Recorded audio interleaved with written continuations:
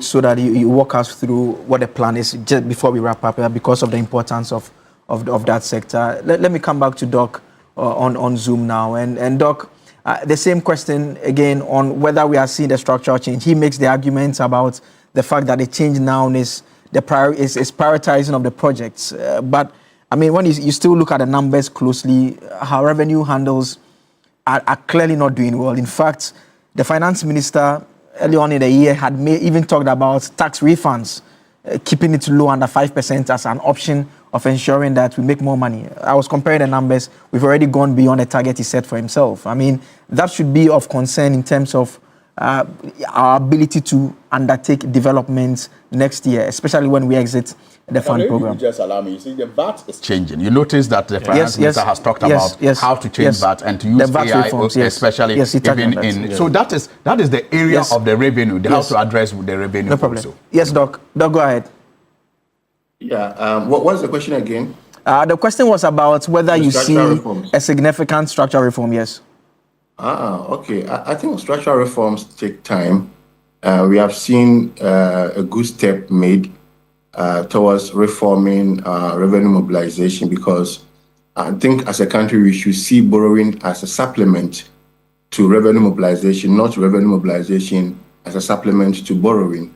And so if we have this clearly on our mind, and then we can borrow for even recurrent expenditure, and then we can raise revenue for recurrent expenditure, and then if there's the need to borrow, we can borrow for capital investment. That one is clearly there. But I'm just looking at some of the figures here. Now, we've done I have the figures up to July, which is 7 months out of 12. That's about 58%, if all things being equal.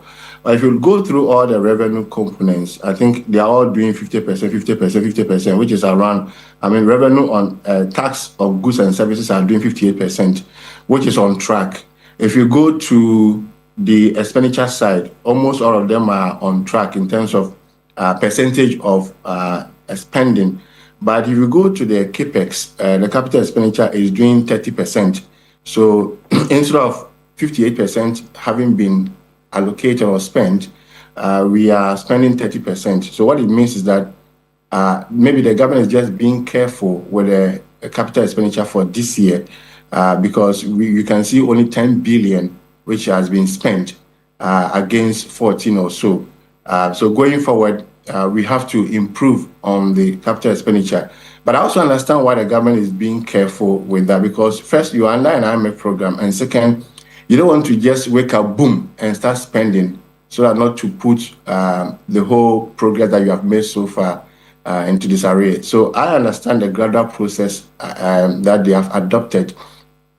So on the revenue side, yes, there's a gradual move to domestic revenue mobilization. And we have no choice, because currently, since January 2022, we have not been able to go to the international capital market. So the government is doing more of domestic borrowing. And even the treasury bill rate has also dropped. So even the cost of borrowing domestically is not so much on the government. And I like the gradual approach of staying within your means, making sure that you spend what you have, you don't spend what you don't have in that regard. But we can do more as a country so that we can, because I am always a student of expenditure, revenue mobilization, so that you can spend what you have mobilized without overburdening yourself with borrowing. The other structural reforms that we have seen so far, which is also good, is the whole idea of the financial sector. We have seen the financial sector, even the credit to the private sector was on a decline, but now we are seeing a movement.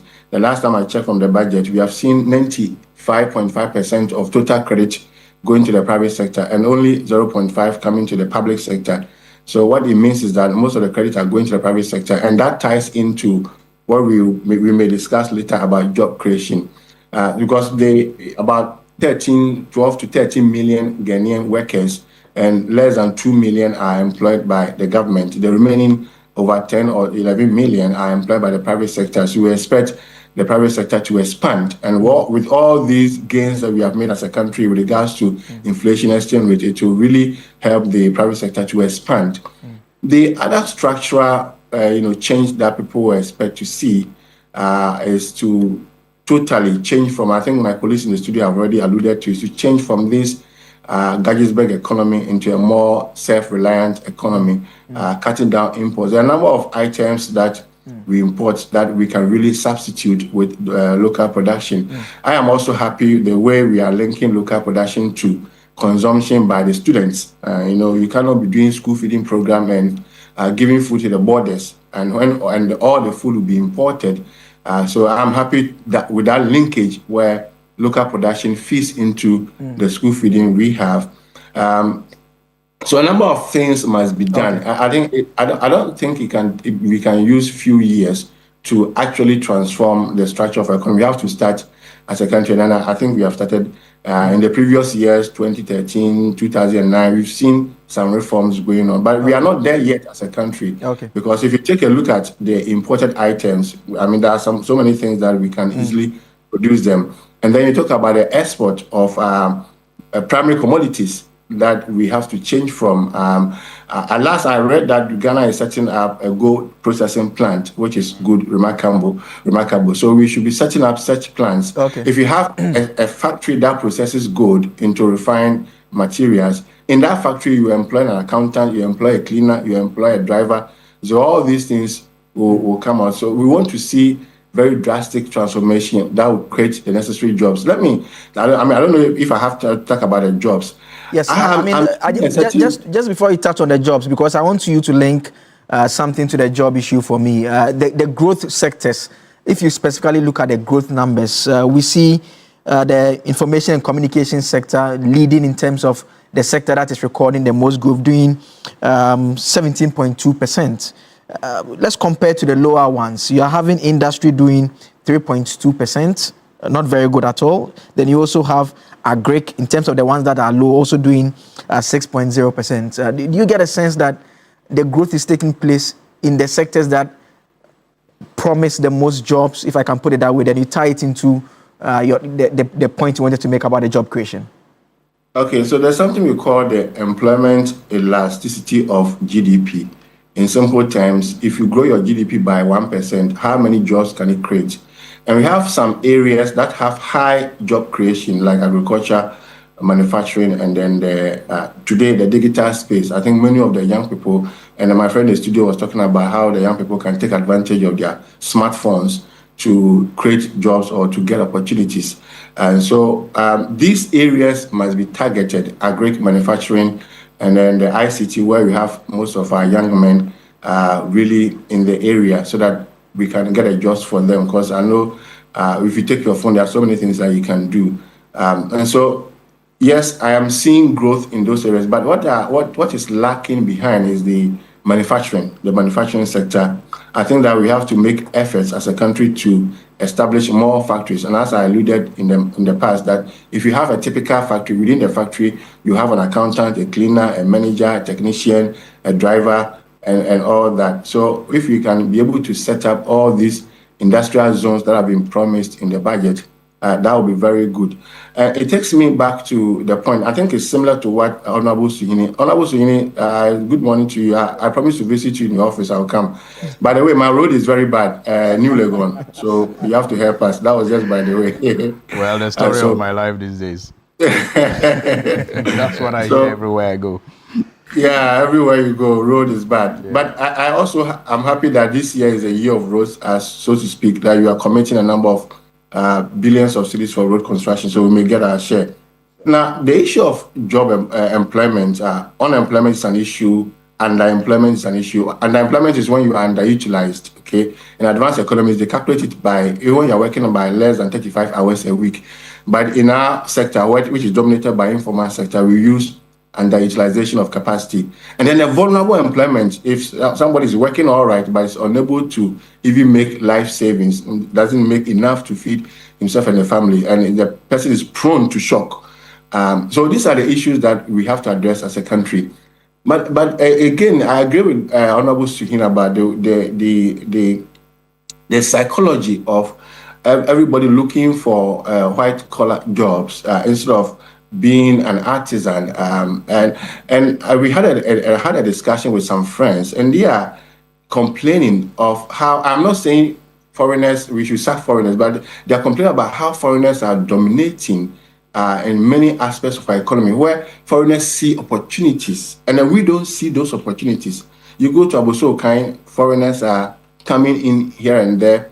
You go to the farms. He said I have a friend I will mention, he said he went to Volta region and he saw that most of the farms were being operated by Voltarians who had migrated, and Beninoans who had migrated to the Volta region. You go to the northern part of the country, you see so many of these people from Burkina and Mali having migrated, and they are doing some of these things that maybe a typical Ghanaian will not want to do. If you talk to any landlord or house owner, they will tell you that the carpentry work, the POP work, the painting work, graffiato, or they prefer to employ people from Togo and Benin and Ivory Coast, Cote d'Ivoire, than employing Ghanaians. I don't know whether it's the Ghanaians who are not interested anymore in these artisanal work, or the landlords are rather leaving the Ghanaians and employing the foreigners. So it shouldn't always be about cheaper labor options. Hello? I mean, the labor, the cost of the labor is cheaper. I mean, we've done some projects, and these artisans, the foreigners, they come in within days, they are done. They take less money. Yeah. They said that something that a Ghanaian worker can take like 2 weeks, if you employ the Togolese, they will do it in 3 days. And they charge lower. So, because all of us cannot go into the army, and you said in your introduction, only 4,000 can be employed. Out of 60,000, and 30,000 are qualified. So 4,000 out of 30,000, not everybody can be a lecturer or be in the studio as a journalist or be a fire service worker. I mean, some of us can really do well. I have some uncles in Kumasi who have shops in Kumasi magazine, and they are very rich, more richer than those of us doing white-collar jobs. But I mean, so the conversation of job creation shouldn't be limited to what the government can do in terms of direct job creation. It should not be limited to white-collar jobs. I think we should broaden the conversation and embrace what the private sector can also do, given the favorable macro environment, and the fact that it shouldn't be a white-collar job. It should be the skills, the very skills that we will need. And I am afraid to see that the way we are moving, and I read in the budget that we are going to rebase next year because of the introduction of the digital economy. So we have all this digital economy in Ghana growing, and if our youth, our people are not skilled to flow with the growth that we are seeing, I'm afraid they will be left out. So I want to, implore all Ghanaians that we should keep pace with the modernization and with the development and develop our skills. It shouldn't be about classroom or office work. It can be carpentry, it can be masonry, it can be painting, and anything which you can fetch, because I know carpenters are paid like 10,000, 15,000. POP workers are paid like 10,000, 15,000. It's not small money. Somebody may be working in the ministry and he'll be receiving a salary of say 5,000, 4,000 cedis, but somebody will do a carpentry work and receiving 10,000. So we should find, joy in doing some of these things like manufacturing, agriculture, artisanal work, etc., so that at the end of the day we all can have something to fill in our pocket as we all want. Okay. Let me come back to Honorable in the studio.